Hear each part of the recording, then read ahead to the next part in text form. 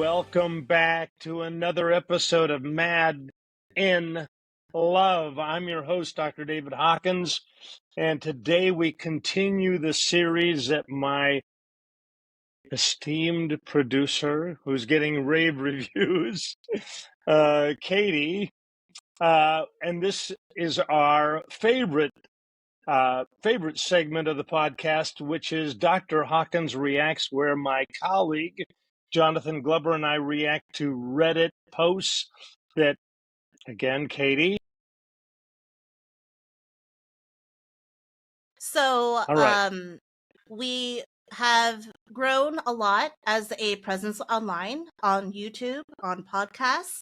And one of those things that comes with a bigger presence is getting a lot of feedback and comments on our videos or on our podcast episodes. And today, instead of reacting to Reddit comments, we are going to react to comments left for us on YouTube.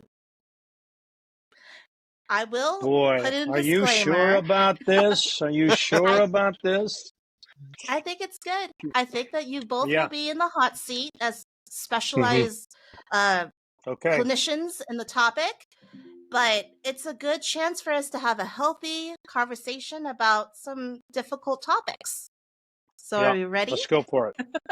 Ready. All right. So we're going to start with your most viewed video. This was posted 8 years ago on June 4th, 2015. And the title of this video is How to Help Your Narcissist Partner to Heal.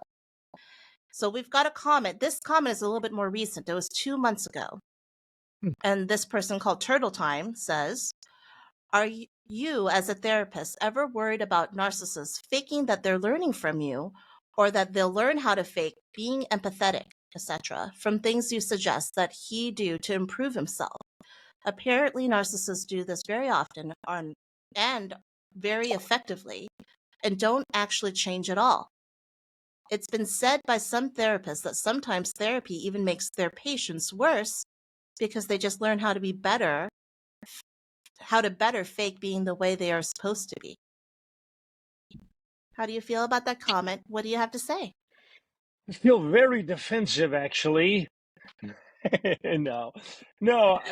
We hear, Katie and Jonathan, we hear this all the time. In fact, I would say 80 to 90% of every new referral that I get, they say to me, the woman typically says to me, are you going to be fooled? Are you going to be faked out? And I assure them, look, I've been doing this for a long time. I'm not going to be fooled. But they're not sure about that because they have seen their typically man, not always that gender, but let's talk about men and women. They've seen their man fake out, fool other clinicians, and they've seen them not really change character-wise. So I get it. I don't think I am fooled, I would say ever, but of course it could happen. But I would also add that men coming into our program, they do learn new skills and new tools, and that can feel very, very disconcerting to their mate. And it can seem to them like there you go again. You're just trying to use empathy. You don't really have empathy. Oh, there you go again. You're using the 3 or 5 step apology that you've learned. You don't really feel sorry. So is there some, quote, phoniness to the change process initially? I think there is, as there is with any of us that are learning new skills and new tools. Could they be on a long-term basis trying to fool us? I don't see that very often. Jonathan, what's your take on this? I think some of it comes a bit. I mean, I understand where the question comes from, and that's the fear of a lot of partners of narcissists. But the work that I do with clients, the first I mean, the first thing we do is identify abusive behaviors and patterns, and give names for those so that we can actually have something to measure to stop, because we want to stop the abuse. But then I actually don't spend any amount of time initially in talking about what empathy should look like or what the script for this way of communicating is. I actually spend quite a great deal of time, especially initially, identifying the really messed up thinking and expectations and those thinking errors that are going on behind the scenes that are fueling the abusive and unhealthy behaviors and those patterns.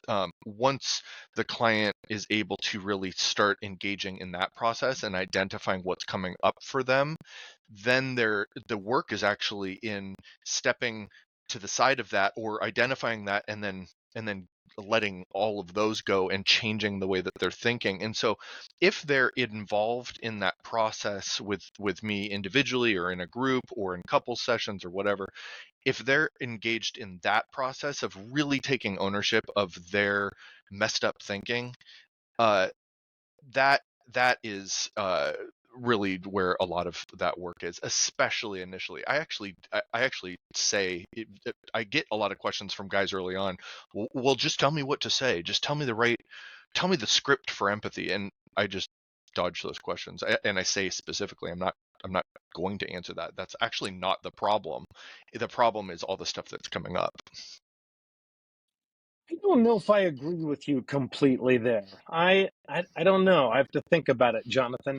I agree with it's all the other stuff, the blame, all the other tactics that the emotional abuser uses to avoid feeling healthy shame and to avoid vulnerability and so on.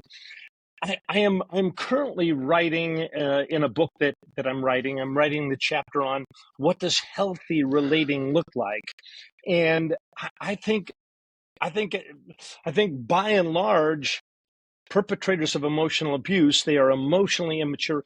They don't know. They really don't know how to accurately empathize, how to accurately validate. Notice that I use the word accurate empathy, because we can be clunky with our empathy, but if we're going to accurately empathize with someone, they're going to have a yeah, yeah, you get me kind of a feeling.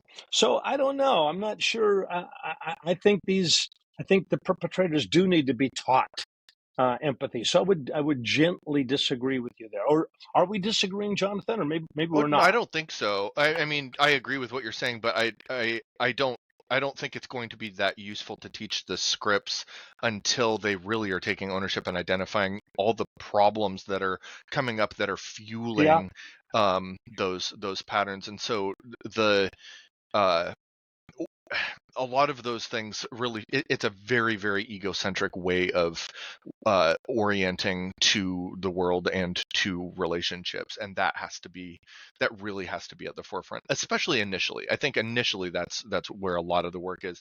And then yes, I totally agree that moving forward there is a need for practicing different ways of communicating, but all that junk needs to be addressed and put aside I, beforehand. I think this is a perfect time to add for our listeners and viewers. This is a steep, steep learning curve. This is steep. This is really, really difficult work to learn, to get rid of thinking errors, to learn accurate empathy, accurate validation. They haven't been learning this stuff, and so they will, the partners will notice it's very, very clunky at first when their mate tries to take ownership and just fumbles around with it, when their mate tries to empathize and to try to listen accurately, and all while trying to rid themselves of this self-protection of blame shifting, playing the victim, minimizing, rationalizing, all of this stuff. Steep, steep, steep learning curve. That's one of the things the Marriage Recovery Center is known for. We're in it for the long haul, and we see the hard work that needs to be done. How'd we do, Katie? Oh, go ahead, Jonathan. Oh, I was gonna just say I agree with what you're saying, because it's really it comes down to attachment and attachment disruptions in development. These are developmental disorders. So it's way beyond behavior modification. We're not just talking about like, hey, fix these 3 things that you do. It's really not that at all. It's going into talking about, look at all of these areas that you did not get in terms of that full development. And so it's going back and relearning or learning it for the first time. It really is. You've unpacked a lot from one comment. That's impressive. Well, it really, these are great questions. And I think one of the things I know Jonathan and I want to do, we want to help people understand what is this process of treatment? What does it look like? And what does it entail? And it is complicated. And so, my goodness, if anybody, Katie and Jonathan, if anybody says to you, listener, viewer, that, oh yeah, you know, a little bit of counseling, it's not a little bit of counseling. It is really looking at lots of ways of thinking and acting and understanding the world. It's very complicated. All right. Well, fantastic. Listeners, if any of this resonates with you, you can always start by visiting our website, www.marriagerecoverycenter.com, to book a free 20-minute phone consultation with one of our very well-trained client care specialists to learn how to get started on getting help. And if you've enjoyed this episode, please take a moment and leave us a 5-star review and subscribe to our channel to be notified of upcoming episodes. Until next time, this is Dr. David Hawkins and Jonathan Glover signing off for Mad in Love. Take care. God bless.